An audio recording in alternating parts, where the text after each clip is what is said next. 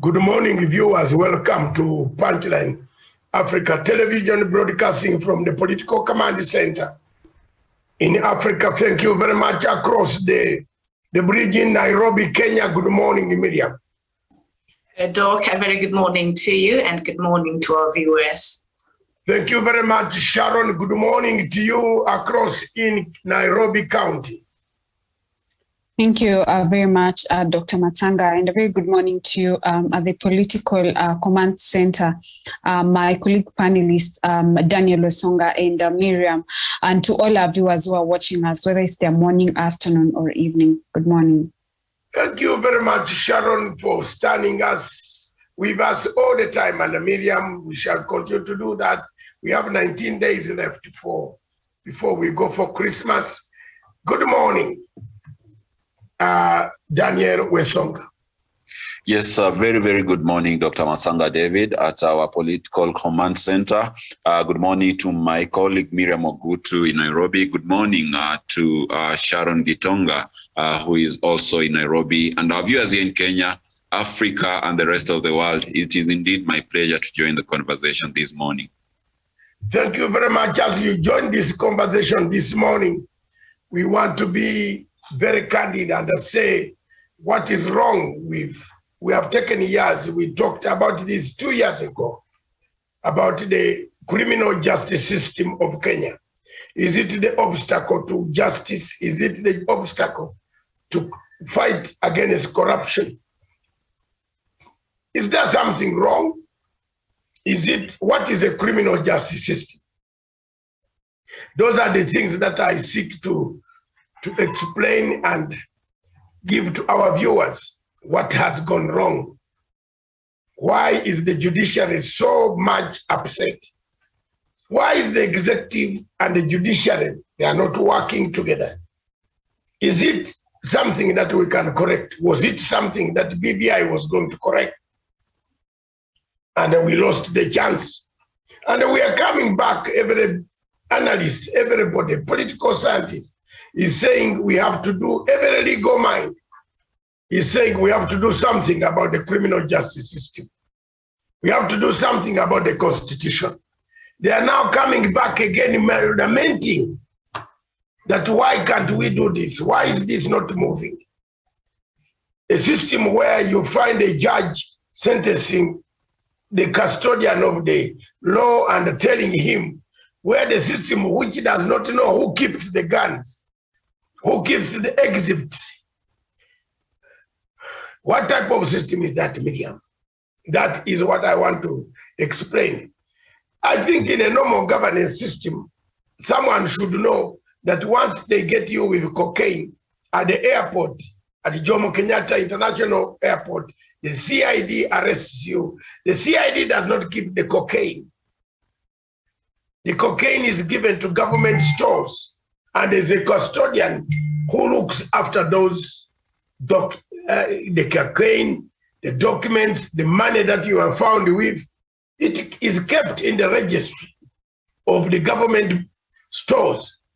You don't go there and walk in the morning and pull out 2 kilos. Then cocaine would have disappeared. Where are the exhibits? Who keeps the exhibits in the government? That's why we want to talk about the criminal justice system this morning, so that the people can know exactly what is a criminal justice system. Is it only the judiciary? Most of you think that it is the judiciary, which is the criminal justice system. I want to make it very clear that it is not the judiciary, which is the criminal justice system. And let me begin by explaining, and let me start the takeaway. When Kenya got independence in 1963, it had a constitution.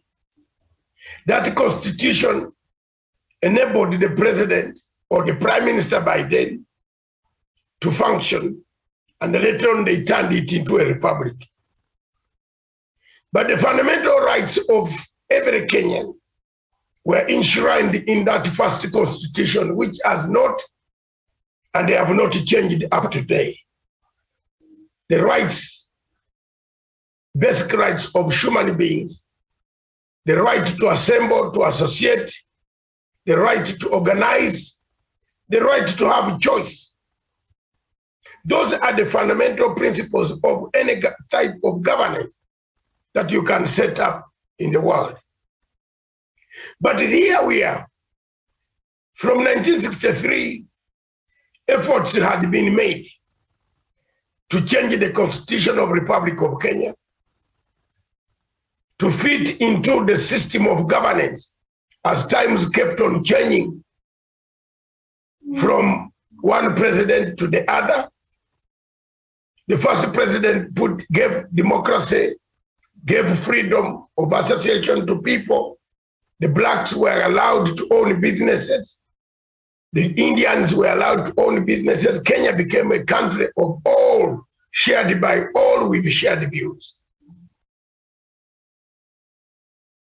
When 1978, the demise of the late Jomo Kenyatta, came President Arap Moi. Attempts were again made to change the constitution to make it very difficult for Moi to ascend to power. You know very well what took place. Most of you who were young could not know the history of this country. Some of you studied it just now, but some of us were there listening, watching the events. This constitutional road has been bumpy, murky. Several attempts had been made until 2002 or 2001, Moi decided to remove the infamous article of a one-party state to allow multipartyism in Kenya. But he did not change the constitution, and the fundamentals were not changed either. The fundamentals came out clear now. From 2002, when Kibaki took over, it was very clear that people demanded for more rights, more freedom of association, assembly, organization, and a choice. But as this choice moved on, there were also bottlenecks of constitutionalism. The same constitution of 63 up to today remained, some laws remained on the statute that were colonial laws. We mixed the colonial laws with the new republic, and then the second republic, then the third republic. Attempts were made to change the constitution in the Bomas. Attempts were made to have constitutional review commissions. Attempts were made. All these things that you are doing is what we call attempts to change the criminal justice system. What is a criminal justice system, therefore? The criminal justice system is the police, the army, the prisons, the judiciary, the probation officers. If you look at the criminal justice system, it's not only judiciary. Most of you, when people talk about the criminal justice system, you quickly think it is the courts. The courts don't dispense justice. The courts make direction. The courts make ruling. But justice is dispensed by correctional services, the prison. Justice is finally dispensed by probation officers. Justice is therefore dispensed by the Law Society of Kenya. Justice is also dispensed by Parliament enacting laws that will make Kenya governable, by Parliament putting out regulations, acts, bills of coming into Parliament that change the shape and the destiny of this country. Has this been happening? Yes, indeed. It came about in 2010. Kenyans decided to vote for a new constitution. with the new dispensation of increased human participation, increased human interactions, increased freedom of speech, assembly, association, of choice. But have these freedoms gone too far? Have they created a state of litigation? Has Kenya become a litigating state that on each and every matter, as you progress towards the destiny of a good governance, a good criminal justice system, you find a roadblock of litigation? Do we litigate? Does Kenya litigate on almost everything? Do you allow a person, when he has thrown a stone at your vehicle and your windscreen is lost, do you exchange notes? Do you have cover? Do you give him your insurance cover and tell him that we can call me and I call my insurance? How many people do that in Kenya? Or do we end up litigating in courts? Are people honest?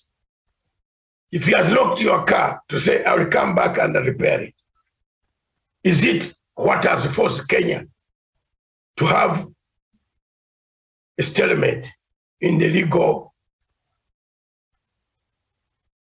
crisis that we see today?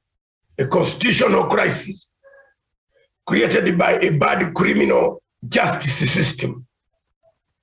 Criminal justice system in 2020 Constitution does not give power to the president to make directions. It cuts back the powers of imperial presidents, makes the president a toothless person who cannot direct, for example, the arrest of corrupt people, direct, for example, the execution of thieves, direct, for example, execution of anti-corruption and corrupt people, corruption, crusade that will make everybody who touches government money to go on the firing squad. Very often we quote Singapore, Malaysia, Thailand, and other states that have actually come out with a very important blueprints of economy or economies across the Asian tigers. But let's look at what happened in those countries. In Singapore, for example, the Prime Minister used the constitution, the criminal justice system, to go and lock his own brothers and friends who had actually eaten the money of the government. Can Kenya move that direction? What are the obstacles, therefore, in Kenya that have brought this nation, brought impossible tasks for the EACC, DPP, DCI, judiciary, probation officers, LSK, the executive, to have a state of quagmire? As we speak today, there is a state of quagmire. For every case that lands in the so-called criminal justice system, which the people of Kenya assume it is only the judiciary, the case either has not enough evidence or it cannot merit the threshold. What is wrong? What is the common denominator there? The common denominator, Miriam. No, sorry, the common denominator, the panel. It's very simple. The Constitution is wrong. The Constitution has a problem. The Kenyan Constitution has a big problem. Whether it is Ruto, whether it is Raila, whether it is who will take over this country, depending on the choice of you Kenyans, If you make the one for Ruto, it will be disastrous because he will seek to remove, first to clean his own house so that he doesn't go to jail. But if you elect the Raila one, you would have made some good inroads that there will be some fight against impunity and corruption. So depending on which one you want to choose, I'm telling you frankly, you need to change your constitution, Miriam, under the panel. The Constitution of Republic of Kenya needs to change, especially on the question of corruption. To change it, to give the powers so that the Constitution can bite. The only way to correct the criminal justice system in Kenya is by changing the clauses that touch on economic crimes. That if you have touched the money of the government, you don't come to stand for it. You don't get bail tomorrow. You can steal money in Kenya on Friday. You are taken to court on Monday. On Tuesday, you are on a plane to Mauritius because you have the bail. Or you are told to go back to your home and sit.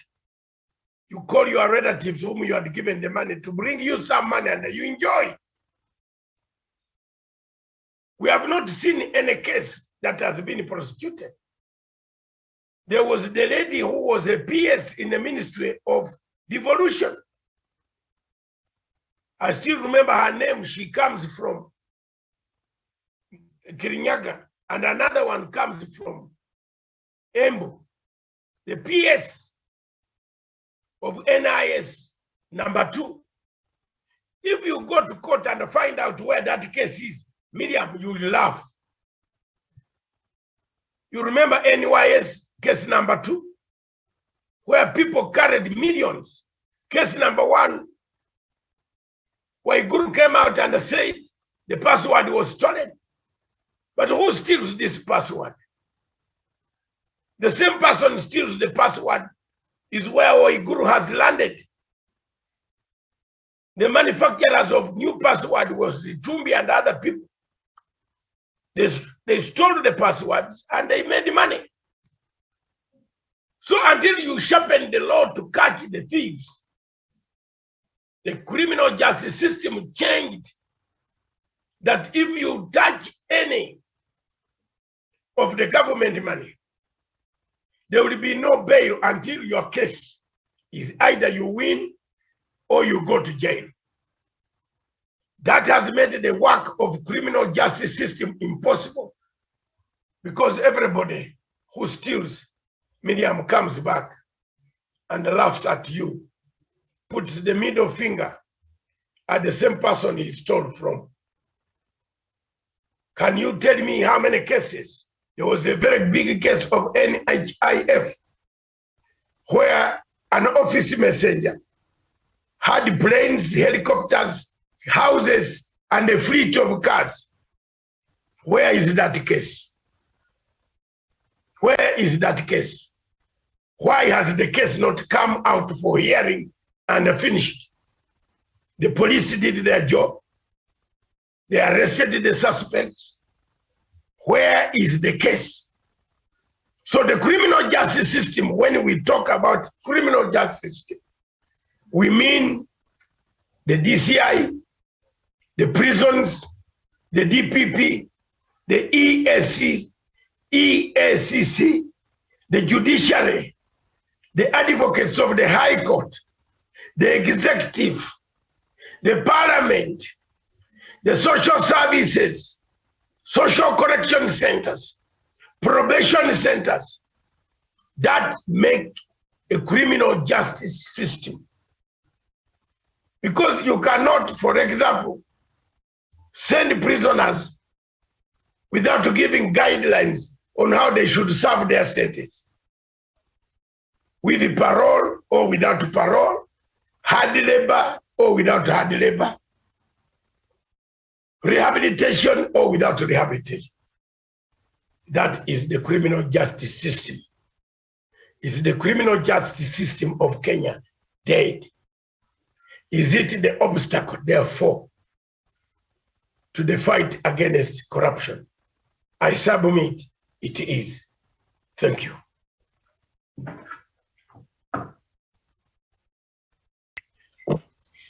Doc, thank you so much for that, and of course elaborating to us, of course, and for our viewers who perhaps do not know what constitutes the criminal justice system. And there's something that you've said that I think is very important before I bring in the rest of the panelists. Of course, we do understand that the court's job is to interpret the law. Parliament is to make those laws, and we've seen the police, their work is to enforce these laws, and other bodies like the EACC and all this that work together to make this criminal justice system successful. And we've seen that there has been a gap, especially when it comes to these economic crimes, Doc, as you have rightfully put it there. And a very good example that I think even a lot of Kenyans are still baffled with, the case of Serisia, Member of Parliament, Waluke, who was found guilty, taken to jail, and right now he's out, even after he was found guilty, and he's still receiving his salary as a member of parliament. So where is the disconnect? What is wrong with our laws as they currently are? And indeed, I think even the rest of my panelists, perhaps I'll bring in Sharon Gitonga to just anchor what Doc has said there, and perhaps your thoughts on our criminal justice system, and perhaps has it become the obstacle when it comes to the fight against corruption in the country? Thank you very much, Miriam, for that question, and of course, Dr. Matanga, for your robust conversation and to even elaborate further into what constitutes the entire criminal justice system. And you've talked so much in length about all these different bodies that need to work together in cohesion for us to actually dispense justice. Remember, they say justice delayed is justice denied. So in any case where one body fails to play its mandate, then definitely we will not have justice actually being delivered. You've seen the wrangles that have been happening within the office of the DPP, the office of the DCI, and the judiciary at large. And I don't think it's time where personal differences or even an issue of politicizing. The problem with us, I think we politicize everything. And I think it's high time we just set, our personal differences aside and, focus on the elephant in the room. And that is, dispensing justice to the people of Kenya.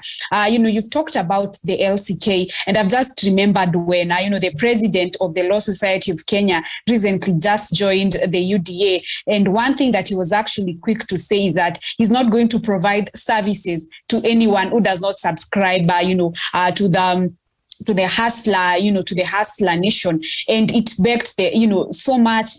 For me, it was a puzzle that left so many questions than answers. If these are the people that we entrust, if these are the people that we entrust at the helm of the justice system, and now that you have politicized your role, why can't you just resign? Because now, we do not all subscribe to your political party. So at the end of the day, if you say that you're not going to provide services and you're the person that actually sits at the helm of the Law Society of Kenya, how then are we actually going to go from here? They also talked about the members of parliament that also play a very critical role. And I just remembered in the morning we were talking about how the members of parliament have actually been summoned to return the bribe. And now it's quite unfortunate that corruption actually has become systemic and not even systematic.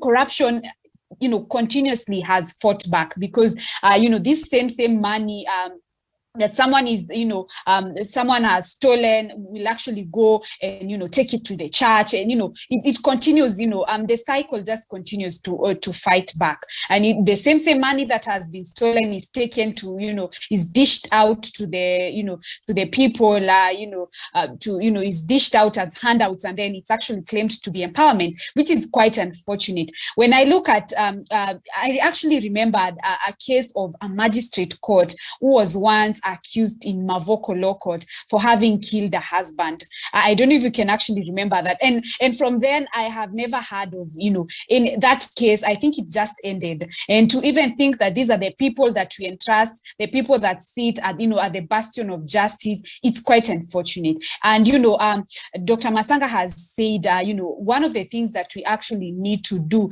number one, is to, look into amending the constitution. He talked about, matters to do with economies and, embezzlement of funds, because we have seen, people actually walking scot-free, even after having embezzled, public funds. We were even in the morning talking about the case of, if it is true that, the incoming, the deputy president that had been, that has been, from, the current, Rigathi Gachagua. And this, to think about it, this is someone that has been, brought to book, with having cases of, 12 billion. And if we actually play the devil's advocate and say that, UDA is going to get this position, how then are we going to entrust these whole, people and, these merchants of impunity, especially the hustler nation, which is actually composed of an aviary of birds of the same feathers. When you look at from the helm of the leadership trickling down to the followers, it is, full of genes of, avaricious, people. And it's quite absurd that we actually continue to condone such looters. So many people, so many members of parliament, so many governors have been issued with all these cases. And, it's quite unfortunate. And I agree with what Dr. Matsanga said. We need to look into the constitution and amend, some of these,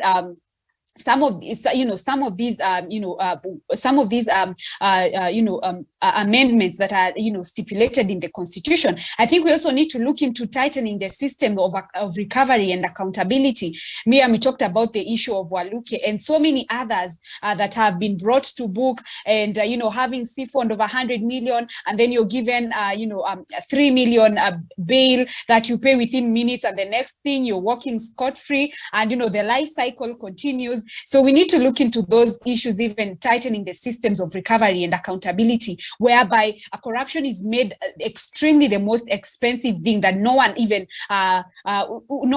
thinks of, looting any public funds at the detriment of, the poor citizens, the poor Wanjikos, and also probably look into this, the chapter 6 of the Constitution that speaks about, leadership and integrity. That is something that also really need to be looked into, especially now that we actually are gearing towards the, the coming, the period of elections. IEBC has, also has some of these mandates, but they've just, been quiet about, this whole issue. Not, I know of, countries that it's even illegal to put up a poster before the timing, before the whistle to start the election campaign is actually declared. Right now, if you walk in Nairobi city, we have posters and billboards everywhere. As if that is not enough, we have, every other political leaders, traversing each and every part of the country, which is something that is illegal. So moving forward, we need to, look into amending this constitution, and especially when you talk about leadership and integrity, and also, tightening the system of recovery and accountability. Thank you. Very well, thank you so much, Sharon Gitonga. And just to correct something there, the monies that the members of parliament were getting was not a bribe. It was an allowance, but they were getting it illegally. It has not been approved by the salaries and the remuneration commission. So it was not a bribe, but it was an allowance. Yeah. Yes. Yeah. When do they come to make a decision to take this money? When? Yes, and that's why the court has said they should reimburse the 2.5 billion shillings. That is, if we had a criminal justice system that look, the basic thing that we should look at here, and I agree with what Sharon has said and what you have said. You have asked seriously a very important thing. You cannot have a criminal justice system in any country moving smoothly if you don't have the parliament, the judiciary, the executive, the DCI, the DPP, the probation, the social services, the prisons, the police. Those is what we call the criminal justice system. For it to sentence a prisoner, the government has to give money to the prison to look after that one prisoner who escaped via and went to Mwingi on his way to Somalia. You know, you have now just brought them back, but you have not talked to the probation office. They have dumped them in the cell. Are their probation officers talking to them to persuade them not to escape again? The government must come in. That is criminal justice system, pumping money in probation. It's not a judiciary. It is only a few people who think, Miriam, who are shallow in reasoning. When you talk about criminal justice system, you say it is the judiciary. No. The role of the judiciary is to interpret the law. And we have put stages in the judiciary. If the law doesn't fit you, you go those stages up to the Supreme Court. But the judiciary sends the prisoner, a human being, to committee, which is a system now. It's a criminal justice system. You don't go to committee when you're a good citizen. Do you? You go to committee when you're a wrong citizen in the community. That's why they are called correctional services. Correctional services in UK, in the United Kingdom, correctional services in US are really correctional services. But our correctional services where in Kenya, you have a prisoner calling you from his cell, telling you that, can you deposit money on this number? And when they trace the number, you got the police. They trace the number to committee prison cell number 20. Is that a criminal justice system? Have you seen the problem where we have a problem? The MPs, before a criminal justice system, includes the Auditor General. Where was the Auditor General? Where were the institutions when the MPs in the parliament were even debating the increase? You see, there is something wrong missing in the Constitution of Republic of Kenya, which you must bring in, which is in Rwanda, which is in Ethiopia, that when you read it, even if you are not mentioning it, you get scared. In the parliament, you get scared. If you are scheming to go and loot some money, increase your salary, you say, this law will catch me. You get the point, Miriam? We don't have it in the Kenyan law. The Kenyan law, a man goes to Thika. They went to Thika. 3 men dug a hole. And they dug a hole up to the ATM. How much money did they take out? To the strong room. They took out 50 million shillings. Can you show me where that case is now? Miriam, can you find out where the case is? Did we sentence those guys? It was on the newspaper highlight 1 day, 2 weeks, 2 days. and it became a film. We could make a film Rambo out of it, how the horror was done. But the 50 million Kenya shillings from Thika KCB branch, have you ever heard of the case again? Kabura went and carried 62 million shillings at 3 a.m. in the presence of the entire criminal system. Police were at the bank, isn't it?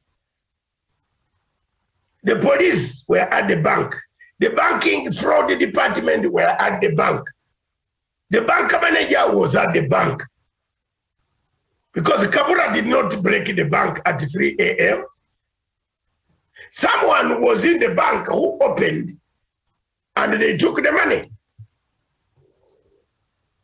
So if the criminal justice system, all of them don't work, if all the branches don't work, the Attorney General, the DPP, the Solicitor General, the DCI, the ES, the civil society, and the corruption civil society, they must be part of the system.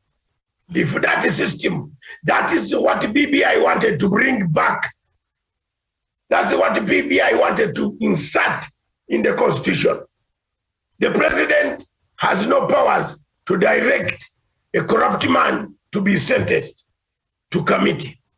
Whereas in Rwanda and Uganda, the president will pick a phone and tell the Chief Justice that man is too much.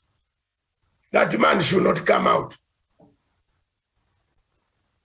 In fact, if you look at Uganda today, Uganda is removing bail. I think the motion is going into parliament anytime now to pass it into law. Bail will not be there. Once you have touched the government money, you don't come back until your case is finished. If you win, you go back home. If you don't, you stay there. Because people come back and they go and enjoy the money. But Miriam, look at the people we have arrested here, high profile. Look at that boy of NHIF, whose faces are very amorphous. I've never seen such a face in life. But God is great. He gives such amorphous faces money. Some of us who want the money, we can't have it. But we live longer because we are very pure. Look at the boy. He bought 8 houses at 20 million each. That's 160 million Kenya shillings. And that is not his money. That is the money you have been collecting to give you a card in NHIF. But what happened? Politics interfered. The deputy president came in and said they are against the Kalenjin managing director there. Where is the case? Look at the case of Mr. The Minister of Sports. The Minister of Echesa. Echesa's case. We have lost Kanei. Sergeant Kanei is gone. That younger man left his wife and the child and the father. Is gone.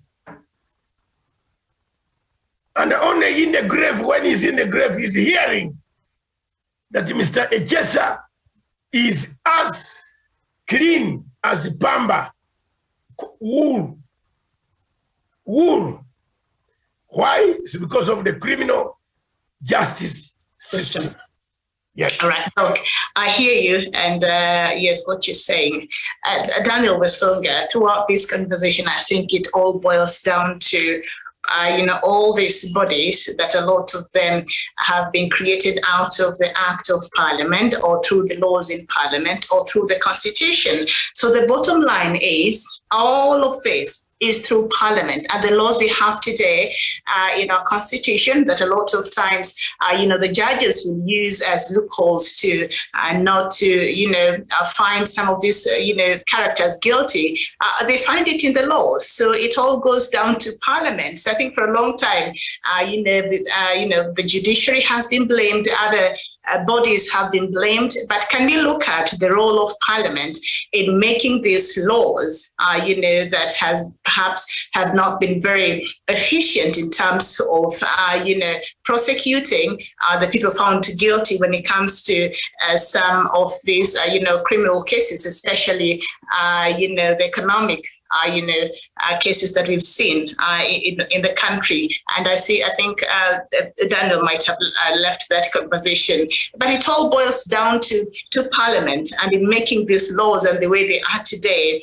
Is it a reflection of the kind of people we've been electing in Parliament that perhaps have refused to give us quality and effective laws that help all these other institutions? Because all these other institutions, the end of the day, they operate within the parameters of the Constitution, of the laws of the country. That is where they get their powers from. And so if the laws are faulty, how then can they operate efficiently? Sharon Gitonga. Thank you very much, Miriam. And of course, it boils down to, the Parliament, because these are the people that have been mandated, to make and enact these kind of laws. So for us to see, if we see such loopholes now, all hands actually, we point fingers to, the Parliament. And, when we see the kind of laws that they pass forward, it begs the question of where is the focus. I believe now we should start, and when I keep on saying, by the way, we need an overhaul of these MPs, I think now moving forward, if we can get, competent people who are be able to look into issues and attitude and pass laws after looking into such issues with the interest of the people at heart, that is where now that is going to be the first step into the right direction.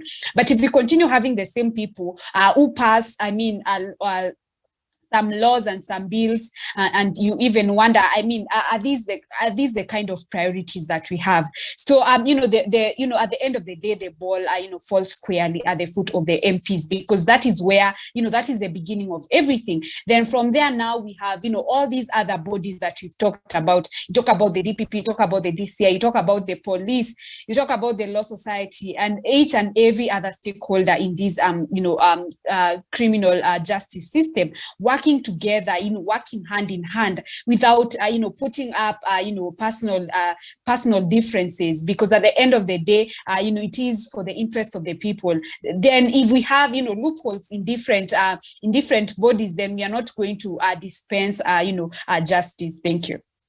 Okay, thank you so much. Doc, back to you in regards to, I think the question I've asked Sharon there, because at the end of the day, the DPP, the EACC, judiciary itself, and every other body, that is even the Kenya police, all the laws they use are made in Parliament. So they work within the parameters of the Constitution of Kenya. So it appears perhaps we do have a problem with the laws we have and the people who make these laws. So has Parliament been escaping the responsibility of giving us laws that can actually serve the country efficiently as we are today in regards to economic crimes, in regards to terrorism, in regards to, the things that we get to deal with legally today? Doc? Can the market cut the forest? Miriam, the market cannot cut the forest. So we have a problem, Cecily. Exactly. That's why I told you there is a problem in the criminal justice system of Kenya. It begins with laws. It begins with the Parliament. The Parliament themselves, the MPs, are businessmen. They are the same people who commit these crimes outside. And then if you come in Parliament, when you have already inflated the bills. Do you want the law that will stop you from inflating? You can't cut the tree where you are going to use to jump. When the tree is over, you won't jump. So the monkey cannot cut the forest. The forest can even become dry, but the trees remain, so the monkey can run on the other one and catch. So the members of parliament are part to blame for a poor criminal justice system.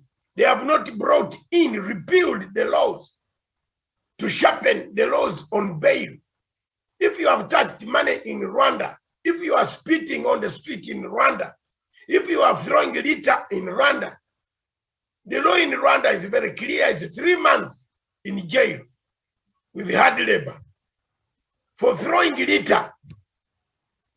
Honestly, for throwing garbage. Here in Kenya, in Nairobi, a gentleman stands on 70th floor and ties the black bag from 70th floor and throws it down to come running down to the bin. Anasema muangalie, munaangalie, tatupa huko. They are doing it, media. Are we not doing it? But in Rwanda, no. Where there is a dustbin is where you throw the bin, the litter. So people are disciplined. There is a deterrent. The parliament should make a deterrent laws, deterring laws, laws that deter people from going to commit a crime. But the parliament starts by itself increasing the salary stealthily.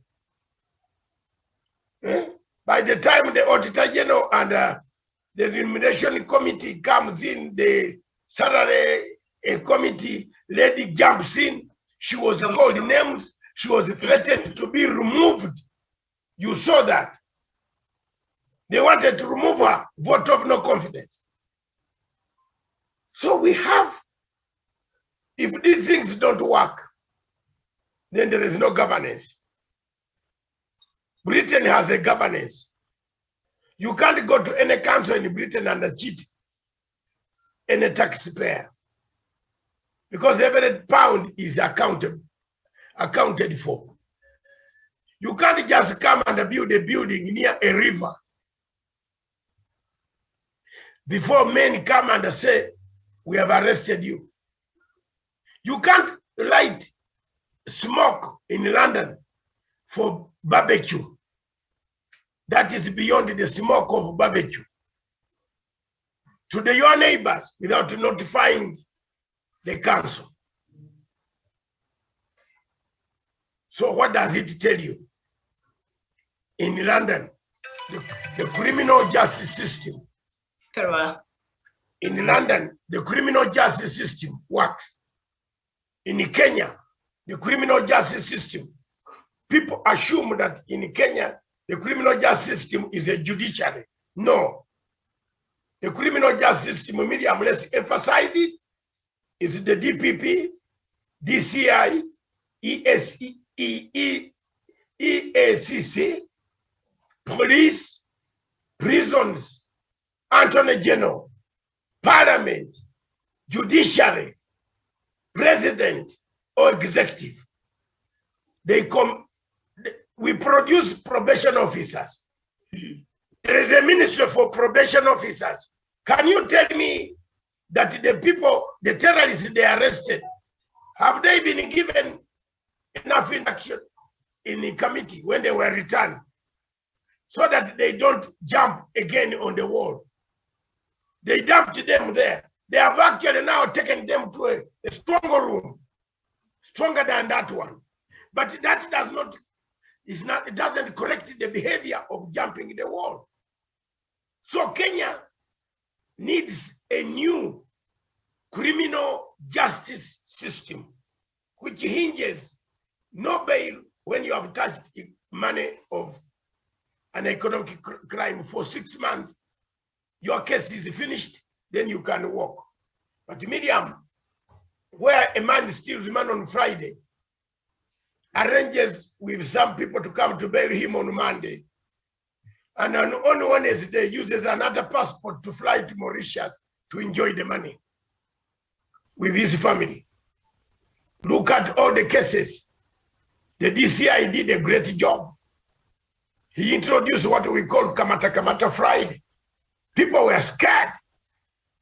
People who had skeletons started running. That was the real thing now coming. Everybody in Kenya said, hey, you know, all these big shots in offices could leave the office on Thursday because the DCI was doing a correct job. Pick them, bring them. But somewhere, the correct system, have you seen how the law that you are saying, the parliament, the law gives the criminal an escape route. When they reach the court, the DPP submits the evidence. The lawyers of defense said that evidence is not worth it. So it is not now the case of DCI. It is the case of the court and the law and the parliament, and the MPs cannot cut their forest. Because some of the MPs also take part in these deals. Where did Kachagwa get the money? Where did Kachagwa get the money to buy a helicopter from Ruto? He got the money from a deal of that nature, which some Kenyans just look, they are smiling around, driving cars, big cars. They don't know that this thing is becoming bad. Miriam, it is becoming bad. If you hand over power to Ruto, this place will become bad. Some of us who have lived in Moi's regime, the way Ruto is behaving at the moment, and the people are playing around casually. While you see, today you hear the governors have, some governors have disappeared. I never expected even the governor of Nyeri to say what she said. With what he has gone, what is the stronghold of a revolution in Kenya springs from Nyeri. Yesterday, it was a sad day for me. Now you hear even 3 more or 4 more governors. They have, you look, something is not right. Because everybody is running from the criminal justice system. You know, they are going to where the man is saying, in essence, Miriam and the panel, where Songa was not who wants to speak. Yeah, and I want to hear his thoughts, Doc. It's coming. You have time. Where Songa and Sharon and Miriam, Ruto, let me tell you, because you people might fear to talk about this, Ruto has captured the judiciary. Let nobody tell a lie around here, telling people lies. Oh, we have so and so in the judiciary. No! Tuambiane ukweli. Ruto has captured the judiciary. A Kesha's case is an epitome of the capture of the judiciary by Ruto. That Sergeant Canel died. His father is left with white lips. He will never see the sun. Ruto has captured the judiciary. He uses it to whip his boss, and we are falling apart. There is no case there that you can come out and walk high that you have won.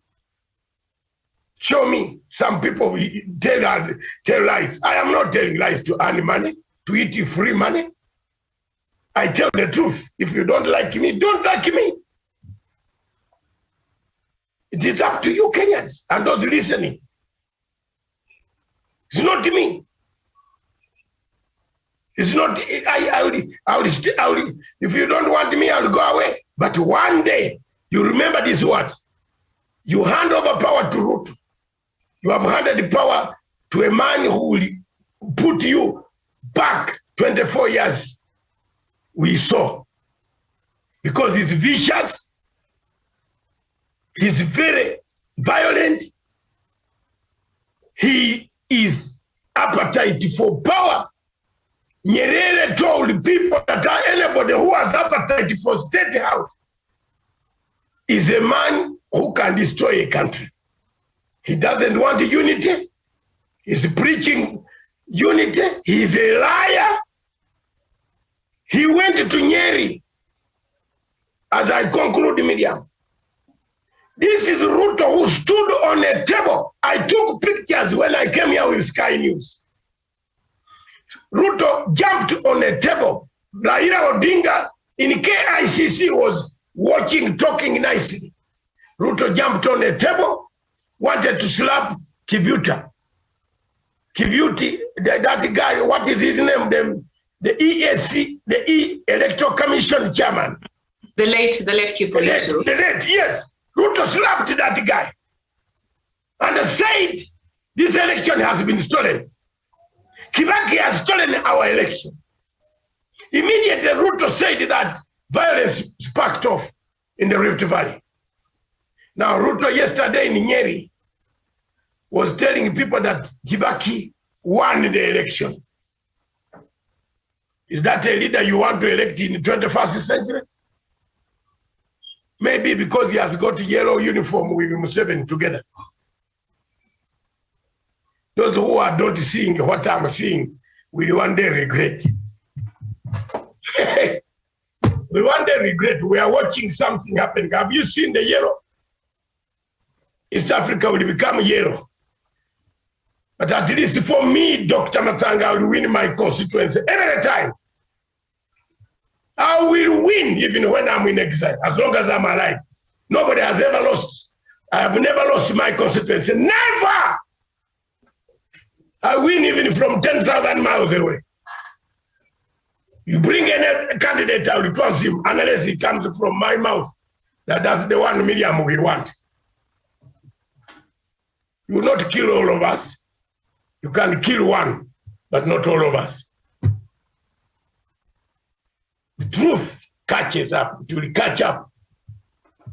You have said, someone sent me an SMS saying, oh, truth catches up. However, it will catch up with you first. Because you have destroyed people's lives.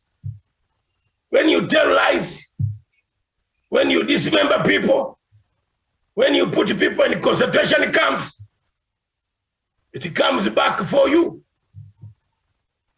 A revolution does not cheat. It has no timetable. It has no timetable. One day it will come. And everybody will be smiling. One day, even if I'm not there.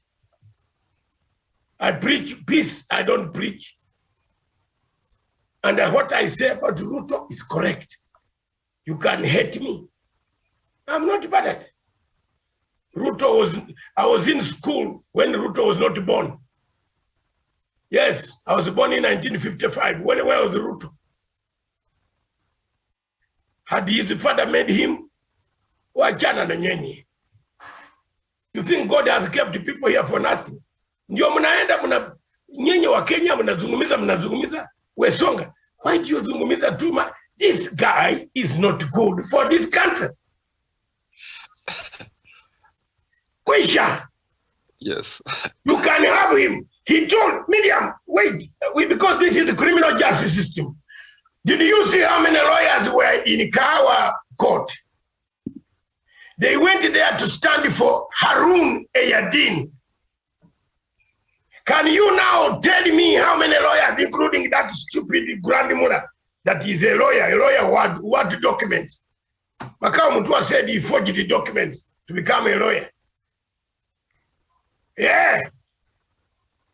The big thing is that you don't tell these guys the truth. And they go around posting on the social media, writing, oh, Uhuru Kenyatta is very bad. What bad? What are you?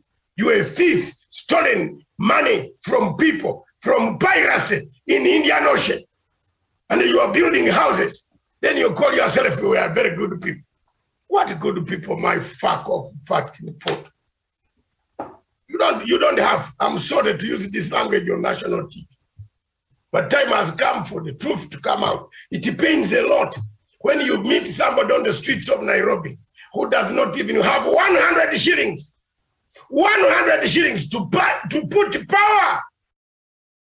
To put power in the power so that the children can read. And somebody has stolen millions and are going around that I'm going to represent you as a president. You go and make all Nyeri women wear clothes like a Moi days. What has happened to Nyeri people? They used to be the best people who bring a revolution. Now see, women wearing yellow. Thank you, Baba. Baba mtukufu raisi. Asante sana. What the hell? What the hell is this, Miriam? Is this politics? Poverty? Ignorance? Stupidity? What is this? I've never seen this in Africa. At least Ugandans, when they refuse, they sit home. Yes. They refuse, they sit home. Nigerians, when they refuse, they sit. Didn't you see 84 million Nigerians, Miriam, registered to vote? How many voted? How many voted? 28 million out of 84 million Kenyans. You will find them going to vote. And they vote very early, voting Ruto. That is a savior. You find a man has even colored his body. What the hell? If he was my son, you wash with Omo, 10 packets before you enter my house. How do you color yourself? Surely, is it the love of stupidity? A man has stolen the money. He's dishing $15 million. 15 million. The money that was spent, in fact, the money that was spent on those functions, 15. You count how much they gave to the groups. Then forget about the hotels that were booked in Nyeri with concubines. You know, 5, 6 hotels booked, one concubine there, one MP, another concubines. Then, by God, it's a drama.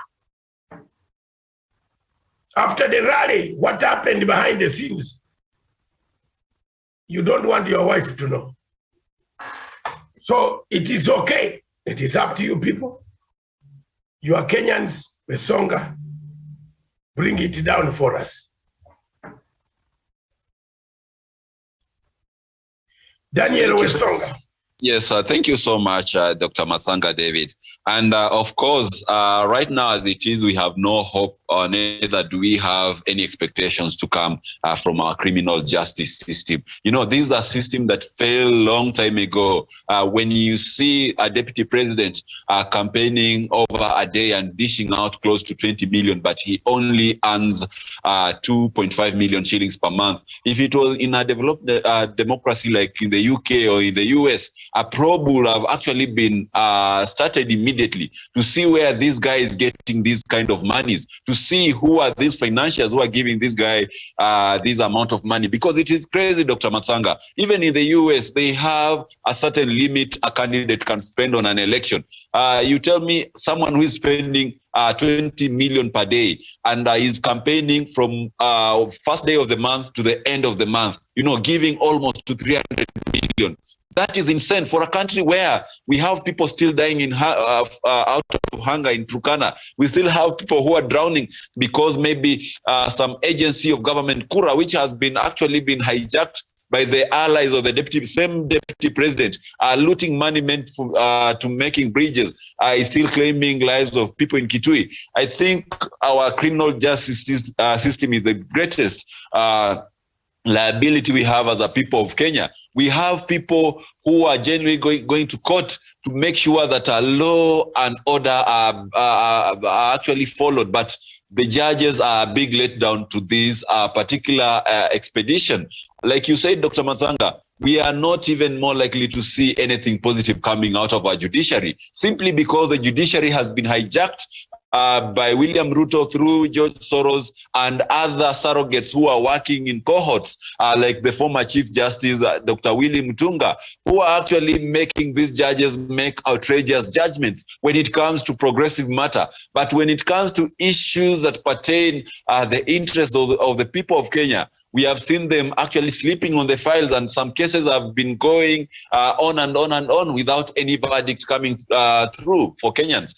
Sharon Gitonga talked about the court case where a lawyer and his clients were murdered by the police. That case has never been followed up to conclusion. We have the case of Top Cohen, where one of the judges, Justice Ole Kantai, has been implicated in having an illicit affair with one of the key persons in the case. That case has been dragging for some time until the family came to complain to the DPP. We have so many other cases where massive money has been looted. In the corruption cases, we have the case of Rashida Chesa, which was just dismissed on a very, very baseless grounds, the 33 billion fake arms deal. We have the case against Rotich of the Treasury.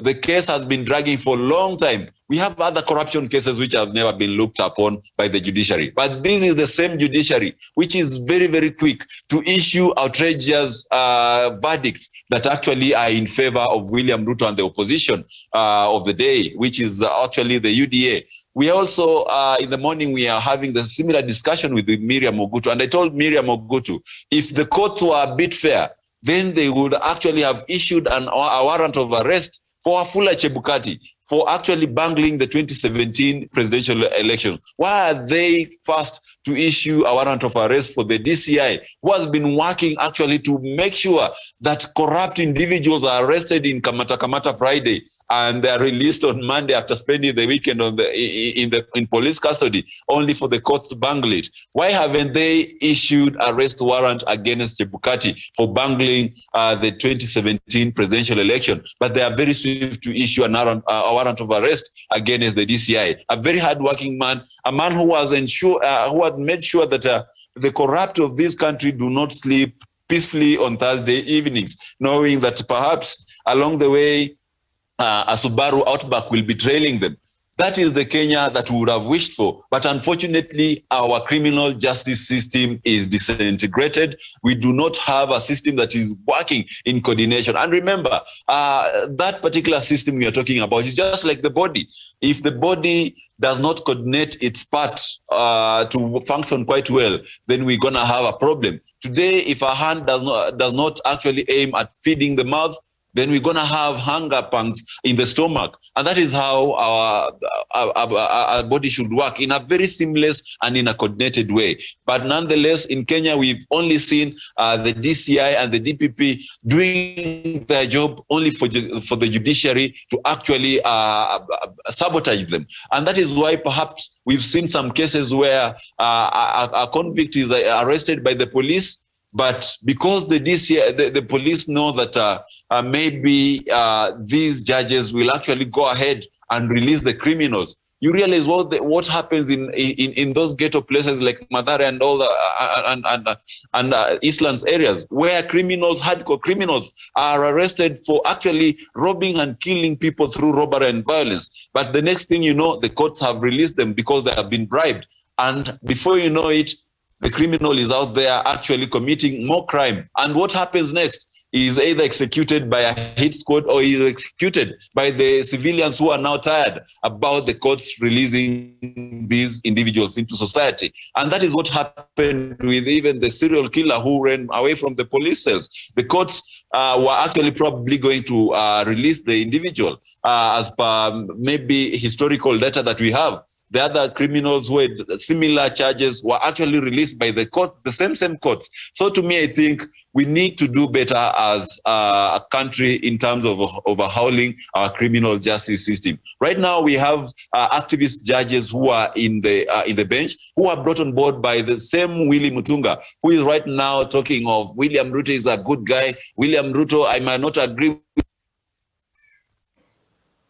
with How did Willy Mutunga know that William Ruto is going to win the presidency? Why is he actually drumming up support for William Ruto? Is it because they are feeding from the same plate of George Soros? Or is it because William Ruto is dishing money to the judges and to the extent Willy Mutunga and their activities? So as a country, I think we've lost the judiciary to the opposition and the outside players like George Soros and other evil hands that are actually trying to control the succession politics of this country. And not unless this country stands up, other agencies, the Chief Justice and the DPP and the DCI and IEBC stand up and control this situation, then the country is more likely to plunge into more chaos and anarchy, because the monies William Ruto is dishing out there are actually causing problems. Today, I'm very, very surprised. One of the aspirants in Othaya, who was heckled yesterday, a good friend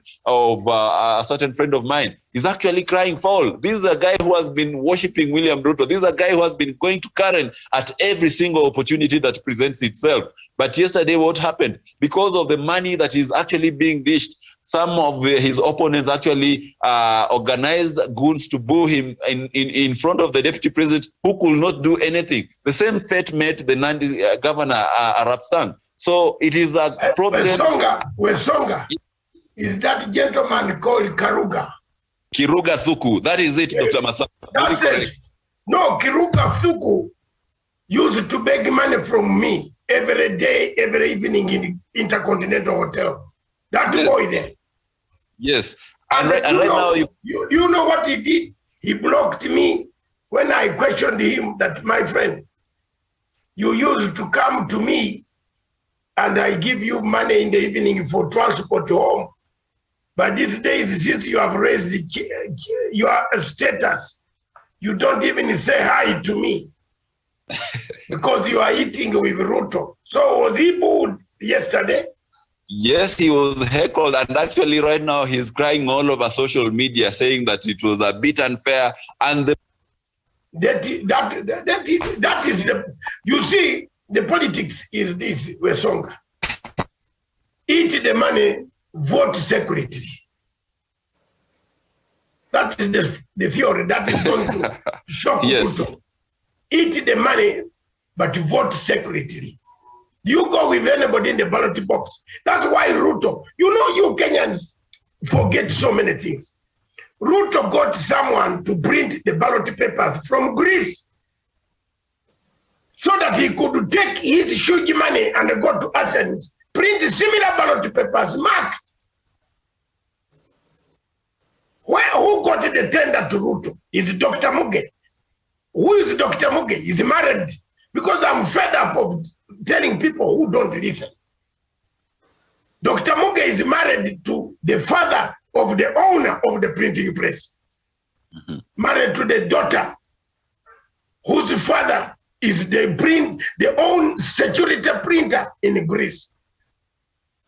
They came to London. From London, they came here. They met Chebukati. They want to print your ballot papers. Hala, nye. Which election are you talking about? They will be brought from a neighboring country. They will count these votes.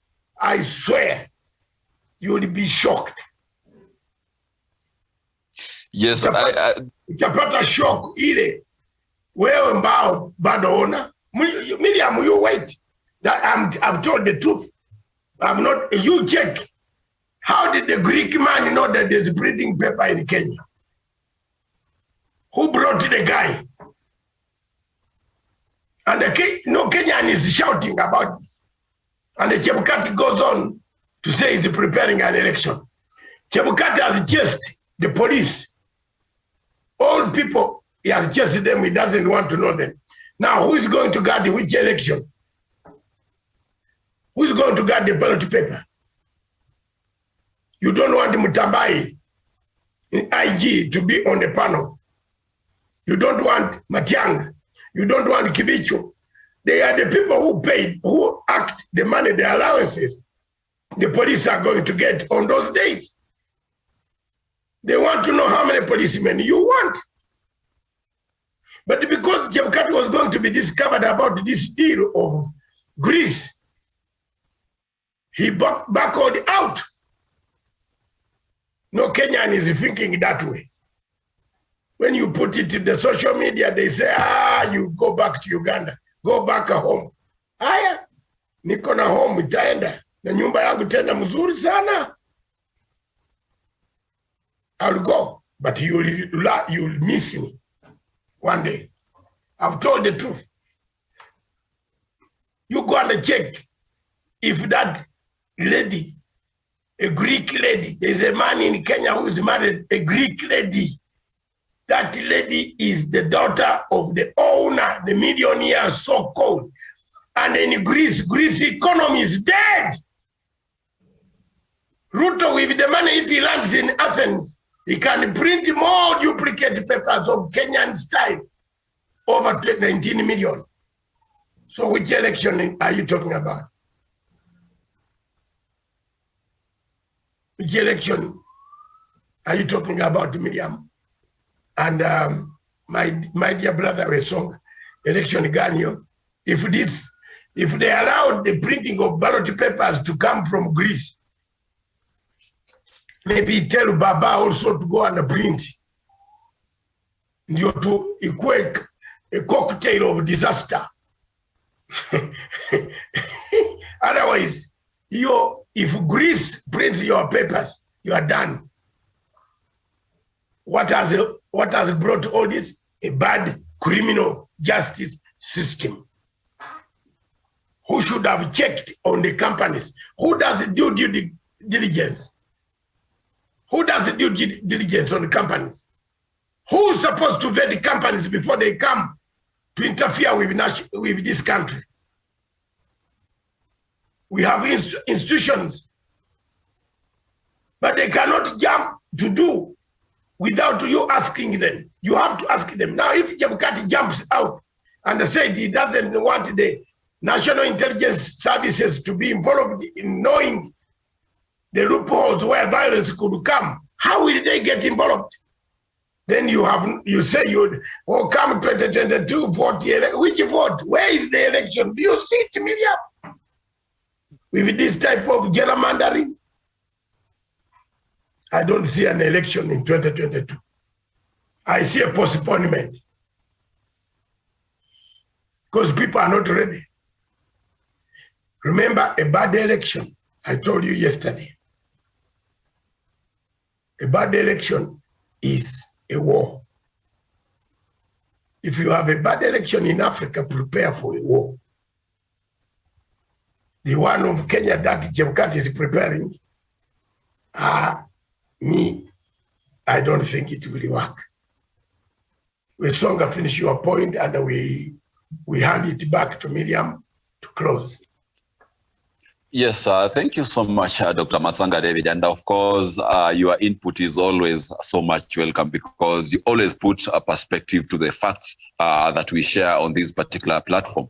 And I believe now for our viewers and listeners who are watching at this moment, they know now whatever is out there. The fact that the IEBC has been compromised is a proof enough that we are not actually heading to a free, fair, and credible election unless Chebukati is gotten rid of and someone else is given the mandate to oversee that the forthcoming election. And also in matters of the electioneering laws and regulations, I believe not unless we take the walk from the talk, then little will actually be done to ensure that these elections are not interfered with. Remember,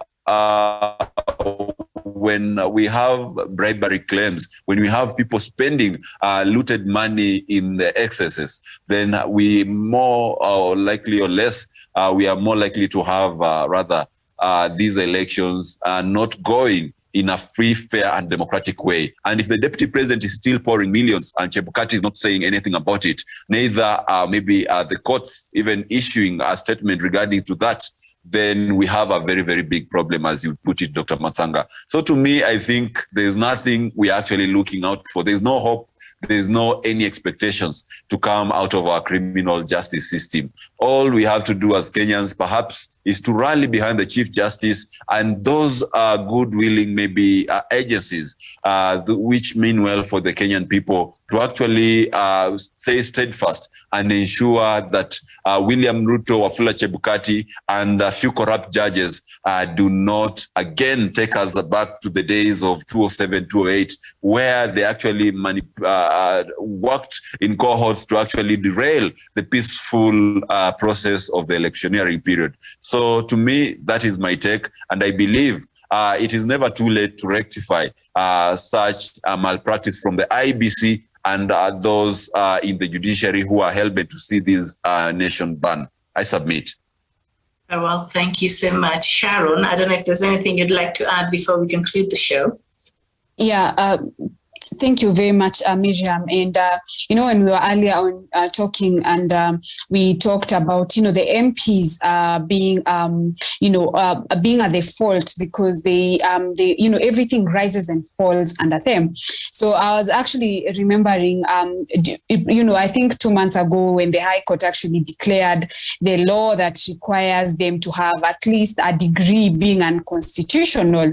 So I am taken aback by how else then are we going to have them, sit down, legislate and, articulate into issues, into these issues that we are actually talking about, because at the end of the day, the ball actually falls squarely at their foot. So if we have every other team, Dick and Harry actually getting into parliament, without any, without any qualification when it talks about in terms of education, how then are we going to have them, sit down? Even now, as we are headed, towards we are gearing up towards the general election. So probably this is something that also needs to be looked into, because now every other person is going to sit in the parliament. You've seen the case of Oscar Sudi, and it just covered our dailies for 2-3 days, and that case just went underground. So probably this is some of the things that maybe we need to look into, especially when it comes to the MPs, because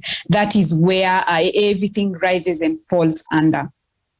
All right, thank you so much. And that marks the end of our show this morning, just a few minutes to midday here in Nairobi, Kenya. Thank you so much, Daniel Wesonga, Sharon Gitonga, and of course, Dr. David Matanga. We shall see you later in our next broadcast. My name is Miriam Ogutu. Thank you so much for watching. Bye-bye for now. Thank you very much. Before you end, Miriam, thank you very much for that brilliant show. And all of you, Sharon, Doug, thank you. Hold the press. Keep it up. Always punchline. Africa Television, the television of the people, for the people, by the people of Africa. Ciao.